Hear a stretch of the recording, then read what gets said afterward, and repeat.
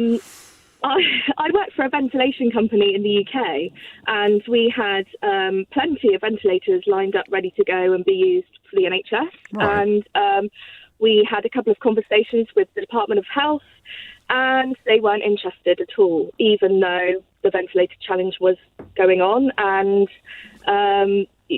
ours were approved and ready to be used, and no, they weren't interested at all. I mean, but this is almost unbelievable. I've got no reason to doubt you. I mean, obviously, I take your credentials at face value and in good faith. But you're saying that you had essentially a production line in place, and they didn't. We had they them barely, in the UK, yeah. and they barely storage, returned ready your to go. calls. So you had them here, and they barely returned your calls, while Boris Johnson was doing favours for James Dyson, who most Absolutely. people, and you'll correct me if I'm wrong, most people close to the issue, close to the engineering challenges, didn't think he had a prayer of ever coming up with anything viable anyway. Absolutely. It is absolutely mind-blowing. And they did eventually get back to us, I think maybe 4 weeks or 6 weeks later. Yes. Said, yeah, okay, then we'll have them. And obviously, they'd already gone. So we'd already shipped them to Scotland and Ireland. Good grief. Came back to you after JCB and Dyson had failed to come up with anything, presumably, or I don't know what the timing other thing was. that I'm, if he wanted to keep it in the country, so to speak, Yes. they wanted, if that was his sort of ideology,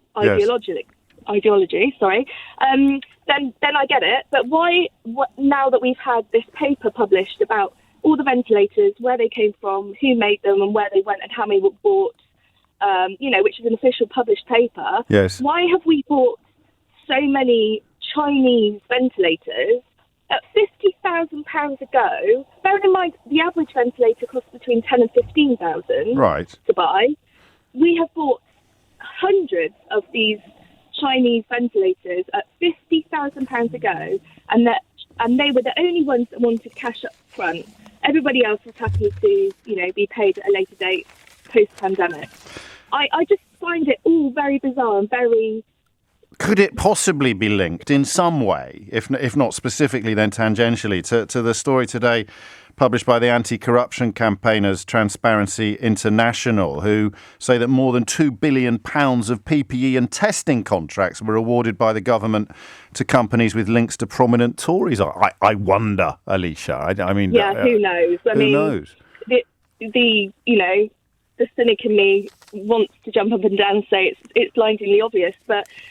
We'd have to find out who the middlemen were on these deals with Chinese manufacturers and where the commissions were going. And of course, and why were they so ready to go, with these ventilators? And why did they want upfront payment? And why did we pay $50,000 when, the average ventilator in the country that the NHS buys, pre-pandemic is between 10 and 15,000? That's a massive, huge jump. It is. Even my rudimentary arithmetic can recognise the size of that. It's just gap. mind-blowing. It really is. And not only that, they're useless. They're absolutely useless. I regularly go into clinical engineering departments in the NHS. Yes. I'm going to one today. Okay. And they're all lined up with stickers saying out of use, do not use.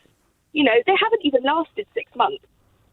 Well, to be honest, I thought I'd already opened a can of worms this morning with the sort of retrospective remembering of what we covered last April with regard to the debacle surrounding ventilator production. But you've just opened a barrel of worms with this observation. I know. So you're saying that we wasted money on overpriced ventilators that weren't fit for purpose, while at the time the Prime Minister was busy taking a few moments off from playing Candy Crush on his phone to swap cosy texts with Sir James Dyson.